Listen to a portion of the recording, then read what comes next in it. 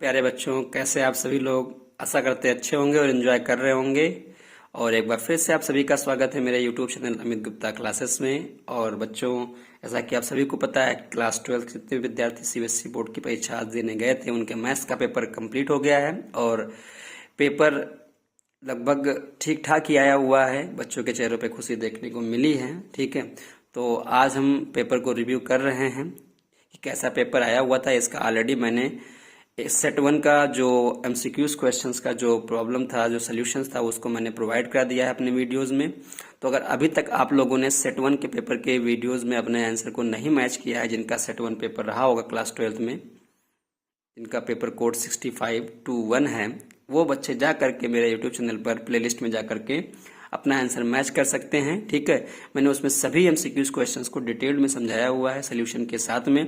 तो आप लोग अपना आंसर मैच कर लें जिनका सेट 1 पेपर मिला हुआ था, और मुझे बताएं कमेंट के थ्रू कितने कितने आंसर आपके सही गए हैं। इस वीडियो में हम बात करने वाले हैं सेट 2 पेपर, जैसा कि आपको दिख रहा होगा, जिनको बच्चों का सेट 2 मिला हुआ था क्लास 12 में। ठीक है, आज इसमें हम उनके बारे में डिस्कस करेंगे और इसके एमसीक्यूज को देखेंगे कि कुछ एमसीक्यूज आपके डिफरेंट हैं, ठीक है, और कुछ तो सेम होंगे। तो चलिए इसको भी आप लोग अपना अपना मैच कर लीजिएगा, जिनका सेट 2 पेपर मिला हुआ है इस बार के मैथमेटिक्स के पेपर में। ठीक है, तो क्लास 12 के जो भी विद्यार्थी हैं वो जल्द से जल्द अपना आंसर मैच कर लें। बिल्कुल आपको 100% सटीक आंसर के साथ मैं आपको डिटेल्स में बताने वाला हूं। ठीक है, और इसके भी आगे जो आपके नेक्स्ट पार्ट के वीडियोस होंगे, जो आपका सेक्शन बी होगा, सेक्शन सी होगा, डी और ई, इन सब का भी वीडियोस जल्द आपको प्रोवाइड करा दिया जाएगा।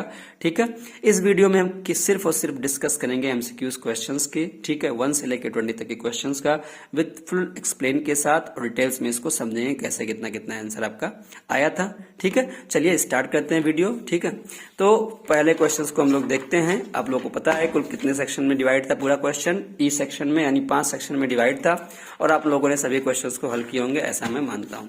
ठीक है, चलिए अब बात करने वाला हूं आपको पहले क्वेश्चंस को लेकर के। तो पहला क्वेश्चन आपको दिख रहा होगा, ठीक है, स्क्रीन पर। सेक्शन ए का फर्स्ट क्वेश्चन क्या है बच्चों? ये अगर आप देखिए तो ये जो आपका सेट 1 पेपर मिला था बच्चों, उसी सेट 1 के पेपर से मिलता जुलता क्वेश्चन है। ठीक है, मिलता जुलता क्या, सेम क्वेश्चन ही है। तो यहाँ वेक्टर ए दे रखा है और वेक्टर बी दे रखा है, और ये ऑब्ट्यूस एंगल है। ठीक है, नहीं, थोड़ा डिफरेंट है, मिलता जुलता नहीं है, थोड़ा डिफरेंट है। ठीक है, तो इसमें कहा गया कि 2 सेट बी दिया गया है, ऑब्ट्यूस एंगल है। ठीक है, और इसमें एक्स की वैल्यू क्या होगी ये हमसे पूछा गया है। तो कैसे इसको आप करेंगे? तो आपको पता है कि जब ऑब्ट्यूस एंगल बनता है, यानी आपका 90 डिग्री से ज्यादा हो जाता है, तो कॉस थीटा की जो वैल्यू होती है वो 0 से कम हो जाती है, नेगेटिव में चला जाता है। ठीक है, तो बस इसमें एंगल बिटवीन 2 वेक्टर्स के बीच का फॉर्मूला लगा करके 0 से लेस देन करके दिखा दीजिए, आपका आंसर आ जाएगा। तो cos theta is equal to क्या होता है बच्चों? Cos theta is equal to होता है vector A dot vector B upon magnitude of A vector into magnitude of B vector. ठीक है, अब कॉस्ट सिंस ये आपका ऑब्ट्यूस एंगल है थीटा, तो कॉस थीटा लेस देन 0 हो जाएगा। ठीक है, तो इसको लेस देन 0 कर दीजिए, और जैसे इसको लेस देन 0 किया तो ये पूरी वैल्यू जाके क्या हो जाएगी? 0 हो जाएगी। तो A dot B is equal to आ गया आपका लेस देन 0। अब फार्मूला लगा दीजिए ए डॉट बी। तो इसका जब इससे मल्टीप्लाई करोगे तो 7 टू जा 14, ठीक है, एक्स स्क्वायर। फिर इसका इससे करोगे तो -8x, और इसका इससे करोगे तो +x less than 0। X common ले लीजिएगा यहां से, ठीक है, +x, या पहले घटा लीजिए 14x स्क्वायर, और यहां आ जाएगा -7x लेस देन 0। यहां से 7x कॉमन ले लेंगे तो x -2 नहीं 2x -1 लेस देन 0। अब इन दोनों वैल्यू को आप चेक करेंगे तो एक बार 7x लेस देन 0 करेंगे, 7x लेस देन 0, तो x लेस देन 0। ठीक है, एक तो ये आ गया, वैल्यू आ रही है। ठीक है, और एक वैल्यू अब क्या जाएगी? x 2x -1 लेस देन 0, तो 2x is equal to less than 1, तो x इज लेस देन 1/2। ठीक है, तो ये दोनों वैल्यू आ गई 0 और 1/2, और लेस देन है तो इसका मतलब दोनों तरफ ही ओपन इंटरवल होगा। तो ऐसा ऑप्शन कहां दिख रहा है? ऑप्शन नंबर सी में दिख रहा है, 0, 1/2 और दोनों तरफ ओपन इंटरवल होगा। ठीक है, यानी 0 से छोटा होगा और 1/2 से भी छोटा होगा। तो इन दोनों के बीच में जो इंटरवल आएगा आपका ये दिख जाइएगा। तो ऑप्शन नंबर सी आपको दिख रहा होगा इसका आंसर, तो आप लोग इसको चेक कर सकते हैं। ठीक है, आशा करते हैं समझ में आ गया होगा पहला क्वेश्चन। ठीक है, अगर आपने वेक्टर पढ़ा होगा और ये एंगल बिटवीन टू वेक्टर्स का फॉर्मूला याद होगा तो आसानी से इसको आपने लगा लिया होगा। चलिए, ये क्वेश्चन सेम है जो सेट 1 में आया था, यही सेट 2 में भी आया हुआ है। एंगल आपको दे रखे हैं, positive direction of X Y Z. ठीक है, चलिए, जिनको लगता है कि वीडियोस में अगर आप वहां नहीं समझ में आया है, ठीक है, तो इसमें भी आप लोग देख सकते हैं। सोल्यूशन बता देता हूं कि एंगल के रेस्पेक्ट में अगर आप दिया गया है तो होता है एक डायरेक्शन कोसाइन पढ़ा होगा आप लोगों ने, तो cos alpha, cos beta, cos gamma are the direction cosines, और एक रिलेशन होता है उनके डायरेक्शन कोसाइंस में L square plus M square plus N square. L जो होता है वो कॉस अल्फा की वैल्यू होती है, एम जो होता है cos beta, N is equal to cos gamma, तो उसी के इक्वल आप इसको रख दीजिएगा। तो इसकी वैल्यू कॉस अल्फा, तो कॉस अल्फा की वैल्यू यहां से, अल्फा की वैल्यू ये दे रखी है, तो कॉस 3π/4 का मान होता है -1/√2। क्यों? क्योंकि इसको जब कन्वर्ट करोगे तो ये कितना आ जाएगा, π/4 का मान 45 और इंटू 3 135, तो कॉस 135 की वैल्यू होती है -1/√2, और -1/√2 का स्क्वायर करोगे तो 1/2। कॉस π/3 की वैल्यू 1/2, उसका स्क्वायर 1/4 प्लस एन स्क्वायर मतलब कॉस स्क्वायर थीटा। ठीक है, क्योंकि एन की वैल्यू कॉस थीटा के रेस्पेक्ट में दी है तो इसलिए इसका रख दिया इक्वल टू 1। सॉल्व करेंगे, इसको आ जाएगा 2 3 2 2 4 का एलसीएम हो गया, 2 टाइम जाएगा 2 + 1 यानी 3/4 cos square theta is equal to 1। तो cos square theta equal 1 - 3/4, LCM लोगे तो आ जाएगा 1/4 कॉस स्क्वायर थीटा, तो कॉस थीटा की वैल्यू आ गई, इसका स्क्वायर करोगे तो रूट बन जाएगा, तो is equal to plus minus 1/2, और 1/2 कॉस में होता है π/3 का वैल्यू, तो इसका option number D is the right answer. ठीक है, चलिए ये क्वेश्चन करते हैं। ये क्वेश्चन और आसान है, बहुत आसान सा क्वेश्चन था, सिर्फ आप 1 की जगह पे यहाँ INT पुट कर दीजिएगा, और ये कहीं ना कहीं आपका एनसीईआरटी का क्वेश्चन था, बहुत प्यारा सा क्वेश्चन है। ठीक है, हम इसकी जगह पे 1 यहाँ लिखा हुआ है तो इसको लिख सकते हैं sin square x plus cos square x upon sine square x cos square X dx। अब दो टर्म आपके यहाँ पर हैं, एक इसके साथ इसको ले लीजिए, एक बार इसको साथ ले लीजिए, तो यहाँ से आ जाएगा integration sine square x upon sine square x cos square X dx, plus इसके एक बार कॉस के साथ ले लीजिए, cos square x sine square x cos square X dx। ठीक है, ये इससे कैंसिल हो जाएगा, 1/cos होता है sec square X dx, plus cos से cos कैंसिल, 1/sin होता है cosec square X dx। Sine sec square X का होता है tan x, cosec square X का होता है माइनस cot x, और plus c। This is your answer, option number C is correct. ठीक है, तो एनसीईआरटी का क्वेश्चन था, बहुत छोटा सा क्वेश्चन, बहुत अच्छा क्वेश्चन था, ध्यान रखिएगा।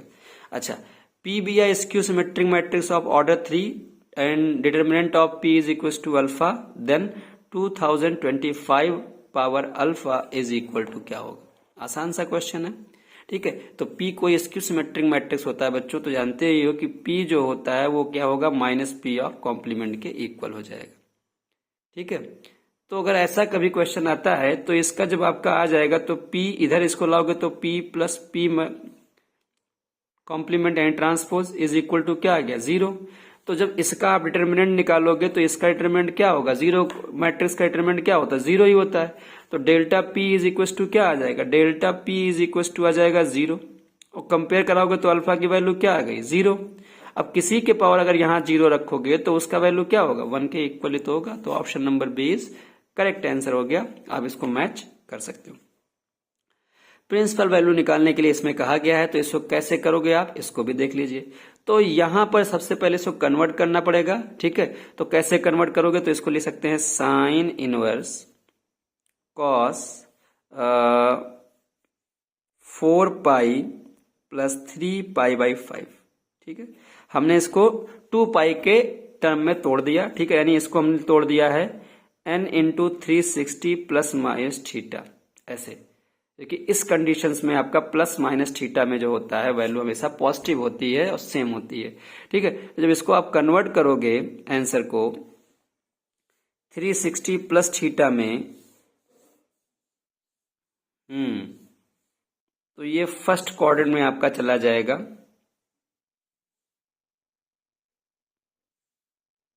और सेकंड में भी जाएगा, ये जा सकता है।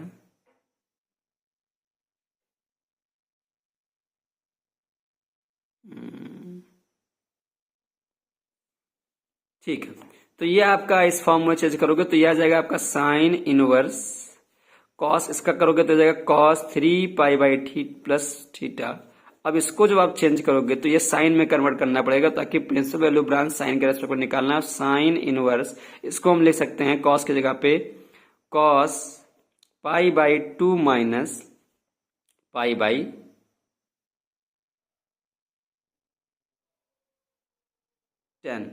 नहीं प्लस π/2 माइनस π/10, इसको लिख सकते हैं ऐसा। तो ये फॉर्मूला हो जाएगा कॉस 90 प्लस थीटा होता है साइन थीटा, वो भी माइनस में, तो माइनस आगे आ जाएगा साइन π/10। सॉल्व करेंगे इसको तो ये कैंसिल आउट हो जाएगा, बन जाएगा π/10 माइनस में। ठीक है, तो प्रिंसिपल वैल्यू ब्रांच जो होता है वो 180 से यानी 0 to 180 होता है। ठीक है, 0 to 180 इसके रेस्पेक्ट में होता है, तो निगेटिव तो नहीं लेना चाहिए आंसर। ठीक है, नहीं -π/2 से π/2 इसका रेंज होता है। ठीक है, और 180 तक इसका प्रिंसिपल वैल्यू जाता है 0 से, तो थोड़ा सा इसमें कंफ्यूजन है। ठीक है, हालांकि आंसर इसमें और इसमें कंफ्यूजन लग रहा है, तो एक बार आप लोग चेक कर लीजिएगा। ठीक है, हालांकि आंसर ऑप्शन नंबर बी हम लगा के चल रहे हैं, लेकिन अगर आपको कोई कंफ्यूजन है तो मुझे बताइएगा कि ऑप्शन नंबर बी या डी कौन सही है। ठीक है, थोड़ा सा कंफ्यूजन लग रहा है क्योंकि इस कंडीशन पे भी आपका वैल्यू चेंज होता है, रोटेट होता है जब फंक्शन आपका, तो एक रोटेट होने के बाद फिर से इसी में आ जाएगा, तो वो चेंजेबल वैल्यू होता है। चेक कर लीजिएगा, इसमें बी और डी में कोई एक ऑप्शन है, वैसे बी मान के चल रहे हैं। ठीक है, आप देख लीजिएगा इसमें कौन सा ऑप्शन सही है। नेक्स्ट पे आते हैं 6 वाला। तो 6 क्वेश्चन की अगर हम बात करें तो यहाँ लिखा हुआ है if A denote the set of the continuous function and B denote the set of differentiable function, which of the following describe the correct relation between A and B. तो ये भी क्वेश्चन सेट 1 में लिखाया गया है, बताया गया, detail से बताया गया है। तो अगर आपको डिटेल्स में देखना है तो सेट 1 में जाकर के इसकी डिटेल्स वीडियो देख लीजिएगा। ठीक है, वैसे ऑप्शन नंबर बी इसका जो होगा वो करेक्ट आंसर होगा। क्यों होगा? क्योंकि जो डिफरेंशिएबल फंक्शन होता है, हर एक डिफरेंशिएबल फंक्शन जो होता है वो कंटिन्यूअस फंक्शन होता है। तो जितने भी डिफरेंशिएबल सेट का डिफरेंशिएबल फंक्शन होंगे, जो बी होगा वो ए में कंसिस्ट करेगा। तो ऐसा ऑप्शन नंबर बी में दिख रहा है, जो कि आपका सही आंसर है। तो इसको आप लोग चेक कर लीजिए। ठीक है, क्वेश्चन नंबर 6, 7 का भी मैंने डिटेल्स में सोल्यूशन बताया है कैसे निकलेगा। ठीक है, यहाँ मैं आंसर बता देता हूँ, अब इसका डिटेल्स में सेट 1 में जाकर के आप इसको देख सकते हैं। तो 7 का ऑप्शन नंबर डी होगा जो करेक्ट आंसर है, आप लोग इसको मैच कर लीजिएगा। वही क्वेश्चन 8 पार्ट की बात करें तो 8 का ऑप्शन नंबर यहाँ पर बी होगा। बी ना इज करेक्ट। क्यों करेक्ट है, डिटेल्स में इसको समझाया गया है सेट 1 में, तो वहां सेट 1 से इसको आप इसको देख सकते हैं, चेक कर सकते हैं। ठीक है, आइए नेक्स्ट पार्ट पे आते हैं, क्वेश्चन नंबर 9 पे। तो ये भी क्वेश्चन आपका आया हुआ है, क्वेश्चन नंबर 9 में जस्ट पूछा गया है, इसको एक्सप्लेन भी किया गया है सेट 1 में। तो इसकी एक्सप्लेन वीडियो अगर आपको देखनी है तो आपको सेट 1 में जाइएगा, और इसके पूरी डिटेल्स मैंने स्टेप बाय स्टेप सॉल्व करके बताया है, तो उसमें आप इसको देख सकते हैं। और इसका मैं आपको आंसर बता देता हूं, तो इसका ऑप्शन नंबर बी 1 आंसर इसका आएगा करेक्ट। ठीक है, 10 का आंसर ऑप्शन नंबर डी होगा, 2 ∞ और यहां से close interval to open interval की तरफ होगा। ठीक है, तो इस चीज को आप ध्यान रखेंगे। क्यों होगा, रीजन इसका फर्स्ट पार्ट के वीडियो में, यानी जो सेट 1 वीडियो बनाया गया उसमें आप इसको देख सकते हैं। ठीक है, अब इसको थोड़ा सा आप लोग देखिएगा और मैच कर लीजिएगा। हाँ, ये क्वेश्चन आपका थोड़ा सा इस बार इसमें नया है, सेट 1 में नहीं था। तो इसके following the distribution of P is, तो पी किसके इक्वल होगा, तो आपको पता है कि जो प्रोबेबिलिटी ऑफ इवेंट्स होता है वो उसका जितने भी एलिमेंट्री इवेंट्स की प्रोबेबिलिटी होती है वो इक्वल टू 1 होती है, उनका सम जो होता है 1 के इक्वल होता है। तो ये सब प्रोबेबिलिटीज का सम क्या हो जाएगा, 1 के इक्वल हो जाएगा। सबको जोड़ दो तो p प्लस p 2p और 2p प्लस 2p 4p और प्लस 0.3 इज इक्वल टू 1। तो 4p is equal to 1 minus 0.3, तो कितना आ गया 0.7 4p। तो p इज इक्वल टू कितना आ गया 0.7 अपॉन 4, दैट्स मीन 7 अपॉन 40। और ये आंसर कहाँ आ रहा है, ऑप्शन नंबर ए में। ठीक है, तो इसका option number A is right answer दिया गया है। 12 क्वेश्चन कितना आसान सा क्वेश्चन है, P Q into P R दे रखा है वेक्टर, और एरिया पूछा है पी क्यू आर का। आपको सीधे पता है कि half magnitude of P Q into P are होता है। Area of triangle P Q R का अगर आप निकालोगे तो ये फार्मूला होता है। तो हाफ, इसका मैग्नीट्यूड निकाल दीजिए तो इसका होता है 16, इसका होता है 64, इसका भी 64 आ जाएगा। 144 का स्क्वायर कितना होता है 12, तो यहाँ इंटू 12 कर दीजिएगा, कैंसिल आउट कीजिएगा, 6 स्क्वायर यूनिट इसका राइट आंसर होगा। तो क्वेश्चन नंबर 12 का ऑप्शन नंबर सी इसका राइट आंसर है। अब इसको चेक कर लीजिएगा। क्वेश्चन नंबर 13 का ऑप्शन नंबर डी होगा। डिटेल से बताया गया है सोल्यूशन पार्ट 1 में, यानी फर्स्ट सेट के जितने भी सोल्यूशन बताए गए उसमें आप लोग देख सकते हैं। सेट 1 में इसको एक्सप्लेन किया गया है। क्वेश्चन नंबर 14 की बात करें, विच ऑफ द फॉलोइंग, तो ये भी क्वेश्चन आपका डिटेल्स में इसको समझाया गया है, सोल्यूशन आपको बताया गया है सेट 1 पेपर में, तो उसको आप देख सकते हैं। पार्ट 1 प्लेलिस्ट में जाइएगा, या अगर आपको नहीं पता है, अभी तक आपने हमारे चैनल को ज्वाइन नहीं किया है, या अभी तक आप उससे बिल्कुल सारे क्वेश्चन फार्मूलों को या वीडियोस को नहीं देखे हैं, तो आप प्लेलिस्ट में जाइए, आपको हर एक तरह के वीडियोस आपको प्रोवाइड हो जाएंगे। ठीक है, जितने भी क्लास 12 के वीडियोस हैं इस सोल्यूशन से रिलेटेड आपको मिल जाएंगे, आप उसको वहां से देख सकते हैं। यहाँ कुल आंसर आप मैच कर लीजिए। 14 का ऑप्शन नंबर सी होगा। ये हम सेट 2 पेपर की बात कर रहे हैं, जिन भी स्टूडेंट को आज यानी 7 मार्च को आपका पेपर हुआ है मैथमेटिक्स का, तो जिनको सेट 2 मिला होगा वो सभी आंसर इसको मैच कर लेंगे। ठीक है, अभी 15 क्वेश्चंस की बात करें तो ये भी क्वेश्चन सेट 1 पेपर में ही आया हुआ था। इसका डिटेल से मैंने वीडियो बनाया हुआ है, समझाया भी हुआ है, तो आप वहां समझ लीजिएगा। सिर्फ इसका आंसर ऑप्शन नंबर सी होगा। यहाँ पर ऑप्शन बता देता हूँ इसका, बाकी कैसे हुआ, क्यों आया, इसका रीजन आपको पार्ट 1 वीडियो यानी सेट 1 में आपको देखने को मिल जाएगा। 16 क्वेश्चन की बात करें तो ए और बी दो स्क्वायर मैट्रिक्स हैं ऑफ ऑर्डर एम। ये भी क्वेश्चन आपका सेट 1 में आया हुआ था और इसको मैंने डिटेल्स में समझाया था सेट 1 में, तो इसका भी आप सेट 1 में डिटेल्स में वीडियो देख लीजिएगा। इसका ऑप्शन बी इसका राइट आंसर है। 17 का ऑप्शन नंबर सी होगा। ठीक है, क्लियर में इसको डिटेल समझाया गया है पूरी वीडियो को एक्सप्लेन के साथ, तो आप उसको वहां पर सेट 1 में देख सकते हैं। 18 का ऑप्शन नंबर सी होगा। ठीक है, 19 आपका असर्शन रीजन है, तो 19 का आपका ऑप्शन नंबर डी। ठीक है, असर्शन फॉल्स रीजन ट्रू, ये भी आपका सेम क्वेश्चन है। पार्ट जो सेट 1 में आया हुआ था वो सेट 2 में भी आया है। 20 में क्वेश्चन नंबर आपका देखा है तो इसमें 20 का भी ऑप्शन नंबर डी ही होगा। ठीक है, सेम क्वेश्चन था उसमें। अब इसमें अगर ओवरऑल इन दोनों पेपर के रिव्यू की बात की जाए तो इसमें एक क्वेश्चन आपको बता दूं कौन सा मुझे टफ लगा, आइए डिस्कस कर लेते हैं।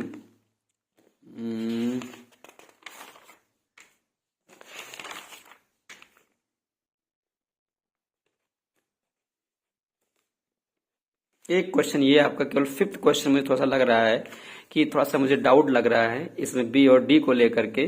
बाकी ओवरऑल क्वेश्चंस हमको जैसे सेट 1 में आया हुआ है वैसे सेट 2 में भी आया हुआ है, तो ये क्वेश्चन इजी टू मॉडरेट इसको भी कहेंगे, थोड़ा टफ नहीं कहेंगे। अब आगे हम देंगे पेपर में अगला क्वेश्चन कैसा कैसा है, तो उस पर हम लोग डिसाइड करेंगे, रिव्यू करेंगे कि हाँ पेपर वाकई में ये थोड़ा सा मॉडरेट टू टफ है या इजी टू मॉडरेट ही रहा। ठीक है, क्योंकि अभी तक दोनों देखने पे लग रहा है कि इजी टू मॉडरेट ही दिख रहा है। ठीक है, तो अभी डिस्कस में नहीं कर सकते, आगे के जब वीडियोस बनेंगे सेक्शन बी, सेक्शन सी और डी के, तो वहां से आपका इसका रिव्यू हम कर सकते हैं कि पेपर का पूरा टोटल ओवरऑल रिव्यू कैसा हो सकता है। ठीक है, तो आप लोग इसमें जितने बच्चे सेट 2 पेपर्स मिला होगा जिनको, तो अपना वो मैच कर लें। 1 से लेकर 20 तक के MCQ क्वेश्चन सेट 2 के बता दिए गए हैं, और इसका नेक्स्ट पार्ट का जो वीडियो होगा वो जल्द ही अपलोड किया जाएगा। आप लोग तब तक इसको मैच कर लें और अपना जो अगला पेपर है उसकी तैयारी भी करते रहें, कि तैयारी छोड़नी नहीं है। और आशा करते हैं आप सभी लोग जितने भी सेट 1 या सेट 2 या सेट 3 जो भी आपका सेट मिला होगा उसमें सभी लोग अच्छे नंबर्स पाए होंगे MCQs में। कम से कम आपका 15 MCQs तो सही हुआ होगा, ऐसा मुझे कमेंट के थ्रू बताइएगा। अगर हुआ है तो यस जरूर लिखिएगा। ठीक है, और अगर आप चैनल पर नए हैं, अगर आपका कोई फ्रेंड ऐसा है जिसको वीडियो नहीं मिल रहा है तो उसको प्लीज शेयर कीजिएगा, ताकि उसका भी बेनिफिट हो सके और अपना वो भी आंसर मैच कर सके। मिलते हैं ऐसे ही नेक्स्ट अच्छे वीडियोस और नेक्स्ट सोल्यूशन के साथ, तब तक के लिए एंजॉय करें। Take care, bye bye.